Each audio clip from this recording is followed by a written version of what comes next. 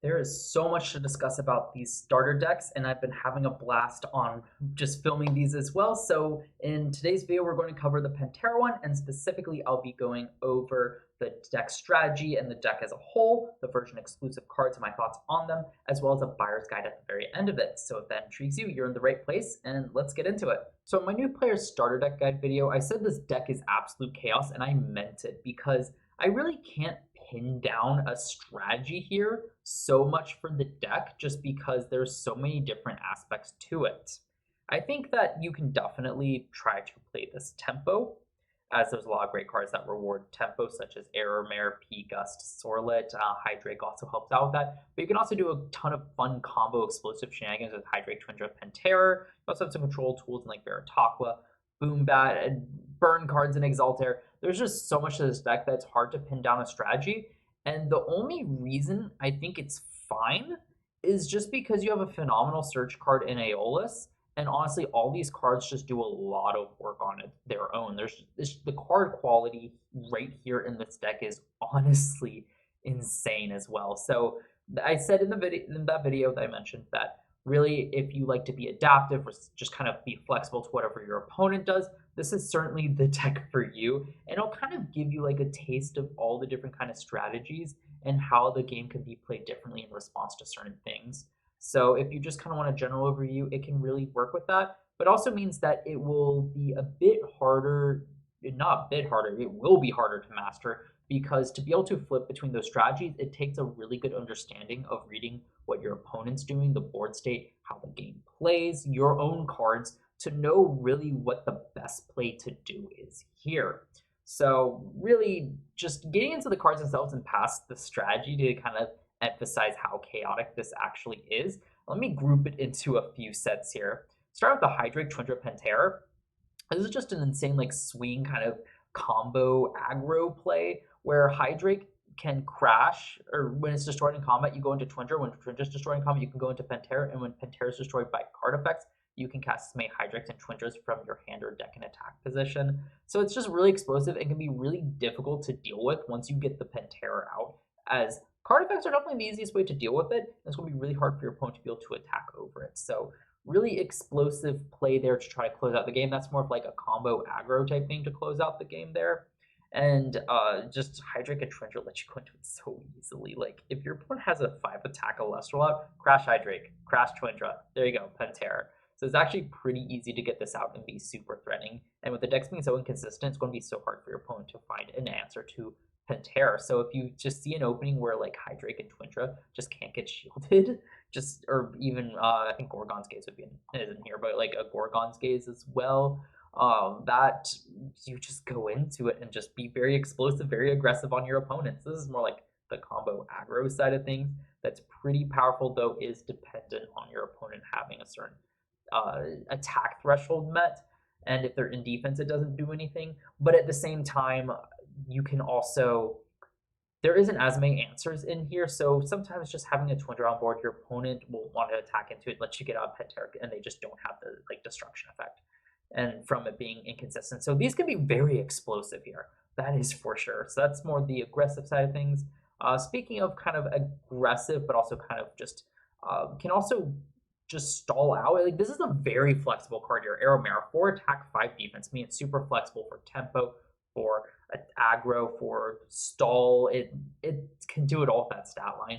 And its effect is quite nice, but it really won't only come up if you go into Glidestale here, which is a pretty powerful combo for a powerful aggressive play, as Aeromare prevents Glidestale, or whatever, I should explain what Aeromare does. Pretty much when Aeromare is ascended over, you can pretty much equip it to that Elestral or power it as an artifact, and pretty much it prevents your opponent from targeting or destroying the Elestral with card effect or with Elestral effects. So it gives some protection, not all protection, but against like Boombats, quite nice here. It can get a really annoying like Glidestale to stick out. You really don't want to do it on Twindra, and I doubt you'll really get a Penterror stuck with Aeromare as well. And honestly, I don't know why you would, because you kind of want Penterror to be destroyed so you can kind of swarm the board with these at times.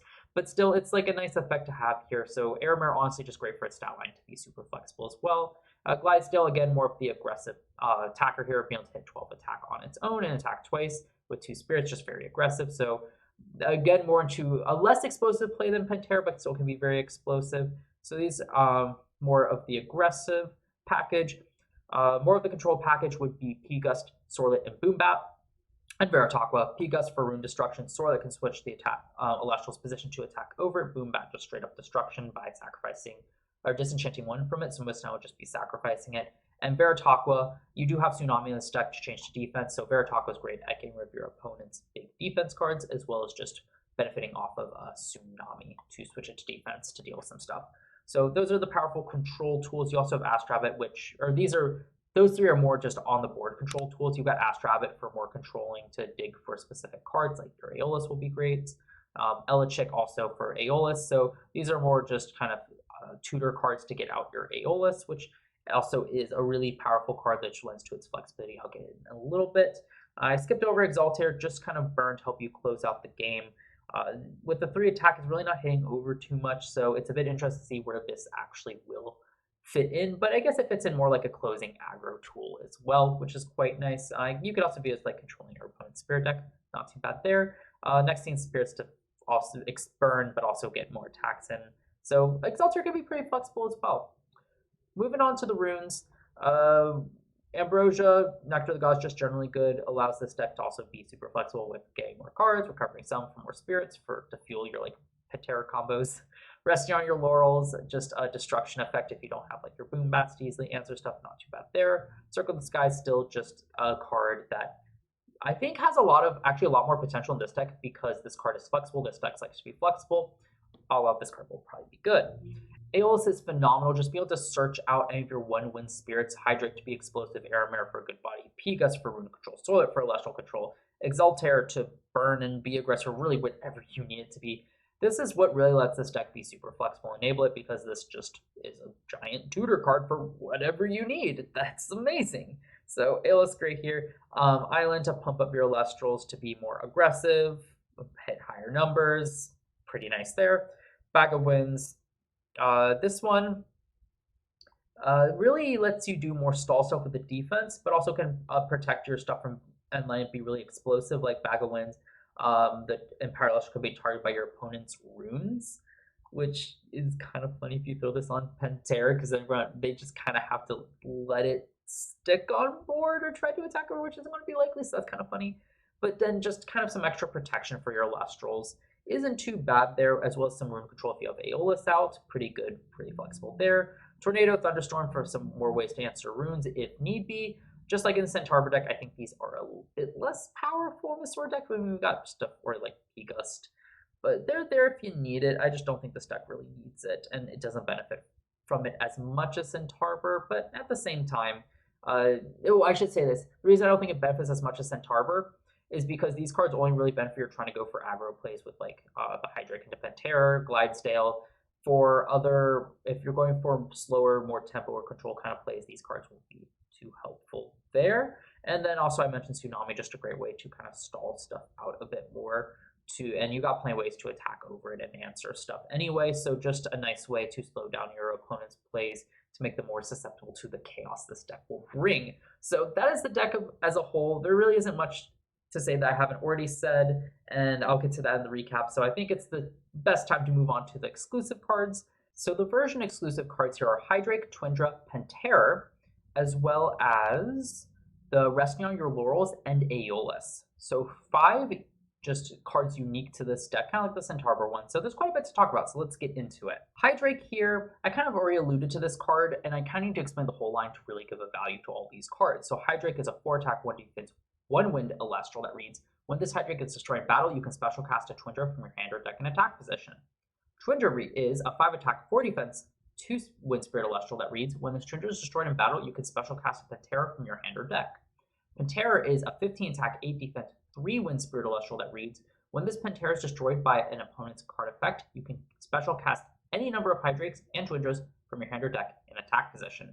So really powerful kind of line to get up there. And as I said, you can kind of just crash Hydrake into something, enchant Twindra, crash Twindra into it, and then get out your Penterror real easy. And really the biggest ways to punish a Penterror is Gorgon's Gaze plus Elestral removal effect, so it can't proc its effect. or really Shield of Achilles is the better answer, because frankly, like, yeah, you can attack over this, but this has the highest attack of any Lestral in game. So most likely you're not going to, because Penterror will just kind of run over something before you can even set up to kind of get out your 3-Spirit Elestral here. So really scary card here, because even when you destroy it, you get out all your small stuff, which means there's plenty of ways to ascend next turn to hit over stuff. While these don't have big attacks, a lot of times if you can just get out your Penterror anyway, you're controlling your opponent's board, so they really won't have anything that most like your Hydrake or Twin just can't hit over, and you've got plenty of other cards to help with that anyway. So really, it just breaks apart into a massive swarm that's aggro. So, and sometimes your opponent just won't even want to deal with the Penterror in fear of just all the spirits it can get out on board. It's a really expensive play, but it's also a really, really explosive play as well. So I think this card is very scary. With that being said, though, I do think it is relatively easy to counter if you know it's coming. So I don't think this will have too much meta relevance, because how I see it is, the moment your opponent sees that you have the Penterror, they just side in their Pandora's boxes, and a good player will make sure that they try to keep you off it by like setting their shields to try to slow down until they can get into their Pandoras. They'll just try to slow you down enough until they have their answer. And unless you can deal with all of them, which I don't think that you playing the Penterror deck will be able to deal with it in a consistent manner, you'll just get stalled out anyway. But for a fun deck, this is going to be amazing. This is definitely going to be one of the stronger fun decks, just because Penterror, I think once it hits the board in that style of gameplay, it's just going to be all over most of the time. So really neat card here, really cool line. I think it's going to be a fun build around. I don't think it has much potential in the future for meta relevancy, as I imagine there's only going to be more counters that come out of it over time, but still pretty neat card. I definitely do think it's worth testing as well, just to see the explosivity of it and how that pans out. So really neat line here. I think it's definitely more cool, and to me it doesn't even matter that it's not that meta. I think it just looks cool. And I think actually I should say what's probably has a chance to be more meta is Hydrake into Twindra, just to kind of quickly answer a board if your opponent, because it can be a huge swing trap. If your opponent has a 4-Spirit, Elestral, just crash Hydrake, throw out your Twindras, or maybe kind of like try to force your opponent to use some more effects to deal with the Hydrake in fear of like the Twindra. So that definitely has some viability for mind games as well. But I think for the most part you're going to want to go all or nothing on Penterror. So long run, pretty much, I think this will be a really fun deck, but will be more fringe at best for the meta. Moving on to Resting on Your Laurels, this is a generic 1-Spirit Invoke rune that reads, if your opponent has more enchanting spirits than you do, you can target destroy that opponent's Celestial with the least number of enchanting spirits. If it's a tie, your opponent chooses. So just a great way to kind of get caught up if you're behind and your opponent has a wider board. Of note, your opponent does need to have more enchanting spirits, and that includes the Spirit on Laurels. So if your opponent just have one Elestral with 1 Spirit, Laurels will not work. So it's not amazing, because how in prototype deck format we thought that it didn't count the Spirit on Laurels. So if your opponent just had 1 Elestral, you could just pop it with Laurels real cheap, throw on Elestral, and kind of regain tempo. But this card really just helps you get caught up. It's a control tool. It only really helps you get caught up on tempo, not get ahead. So it's not amazing in that respect, but it's still a nice card to have as cheap removal. And the fact that it targets the least number of enchanting spirits just means it really, if your opponent has a wide board or some 1-Spirit Elestrals on board, you can't touch their bigger stuff. So it sounds great if your opponent throws out like their 1 big Elestral that isn't Penterror, but like another 2 or 3 Spirit. Laurels is great for that, but the minute they start throwing out other stuff, Laurels really isn't that great. So I think this card will really find its space if you know you're playing against a deck that likes to go big, and you have a chance to hit that big thing before they throw out some smaller stuff as well. So I'm happy this card exists. It's not amazing, but it's definitely a card to always consider, and I think will be a good side deck card if your deck really is struggling to keep up against something, and Laurels can really help with that, because it's really cheap and efficient as well. So I think it's best at countering aggro, which pretty good to me. Definitely a card that you should look out for, just in general, both casual and competitive play for sure. Moving on to Aeolus here. This one's a bit different than the Divine, pretty much all the other Divine Runes revealed so far, as it does only require 1 wind to stay on the board, but it can be cast with up to 4 wind spirits, and that's just a thematic thing for the Greek god it's based off of. But here, you can disenchant 2 wind from this Aeolus in order to search your deck for an Elestral with enchantment cost of 1 wind, and that to your hand. So a bit expensive, you're giving up 2 wind here, but it's a phenomenal filter effect that just allows this deck to be chaos. Just grab whatever wind Elestral you need to best answer the board. You got it. Really powerful. This used to only cost a disenchant 1 wind spirit in Protect deck format. It was insane. So it's a good thing that it costs 2, just brings down the power. Means that you probably might run out of spirits a bit sooner, so you have to be careful with really only Ambrosia recovering your spirits for a win strategy. All in all, it's still a really powerful card. I think it's definitely more balanced, and just it's going to see play and win decks in the meta. Just grabbing whatever you need is amazing on not an Celestial body, so you don't have to give your normal cast. You can play it immediately, which is going to always be really good. So definitely watch out for this card. I foresee this being good for a while now, and really forever, as long as we don't get a better wind tutor card for 1 spirit wind Elestrals. So really good card here. So overall, those were the cards that are specific to only this product. As for the buyer's guide, I definitely think this one is a fun one to pick up for players. It's a bit more challenging to play, but a really fun one. So if you're trying to get into it or more just a casual player, I definitely recommend picking this up at least a 1 of. And as for more competitive players or anyone wanting to main wind, this is a definite 2 of. I don't care if even you're a competitive player that isn't trying to main wind, I would still say pick this up as a 2 of, because I have a feeling that there will be a wind deck at some point, and for the meta that you'll want to build, possibly to compete, and you'll want your Aeoluses, and for a wind player, it's just a no-brainer, especially those of you who want to play Penterror. Definitely pick this up as a 2 of, as I imagine you might want to try your 3 Twin Drakes. And right now, 1 Penterror might be fine, but I think 2 is really that sweet spot for this card now and moving forward as well. And plus, you just get a phenomenal slew of Elestrals for your collection off of this deck. So I highly recommend buying this starter deck. So in summary, this deck is absolute chaos. I can't really pin down one strategy because it can be flexible and switch from explosive aggro plays to more control plays to more just a straight up tempo strategy at some points. And it's got the phenomenal card quality to allow for that flexibility in a very interesting way that normally you would say this deck's trying to do too much at once, which is partially true, as if you don't have the cards to properly respond with the best strategy, obviously you're not going to do such. Both cards like Aeolus to help you search out, and plenty of cards like Eldritch and aDrive to help you dig into your Aeolus. It definitely makes this a lot more viable of a strategy and a blast to learn, even if it is more difficult. As for the version exclusive cards, we've got Hydrake, Twindra, Penterror, which will make a really fun fringe and casual deck, and is definitely something to be fearful of if you don't have the answer, like a Shield of Achilles or a Pandora's Box, to try to stop this Penterror here. Really scary combo here. Resting on the Laurels will be a great competitive card, mainly for the sideboard if you need to kind of help your deck help out against either like big Elestrals that you just need an easy answer to, or wide boards that, again, you need an easy answer to. Laurels will be great for that, and I think we'll stick around moving forward unless we just get better destruction effects. Also at the 1 spirit cost, or even a generic 2 cost that's just better than this.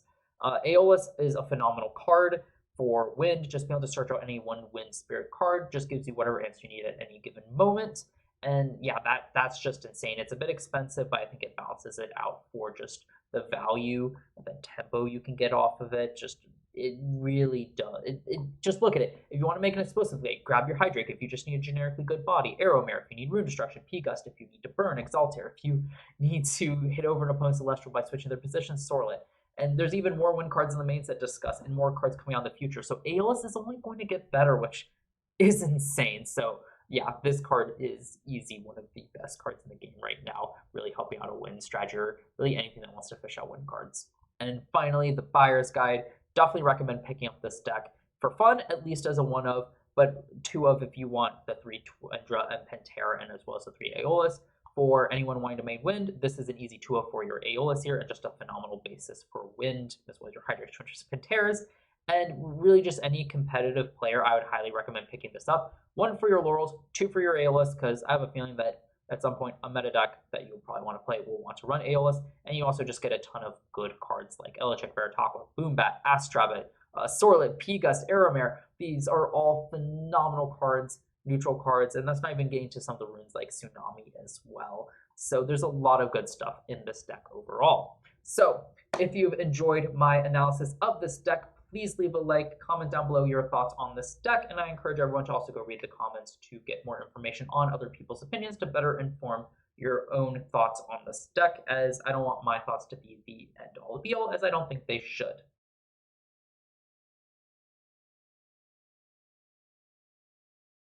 As I've been ending off all these videos so far, thank you so much for the support on the new player starter deck guide. I love seeing how useful it has been. So if you've been enjoying my content, please consider subscribing to my channel and turning on notification bells so you're notified when I upload the final review, the Penterror Starter Deck, as well as my base set review, and really just any other Elestrals content, as there's definitely going to be plenty more coming out in the near future. So look forward to it.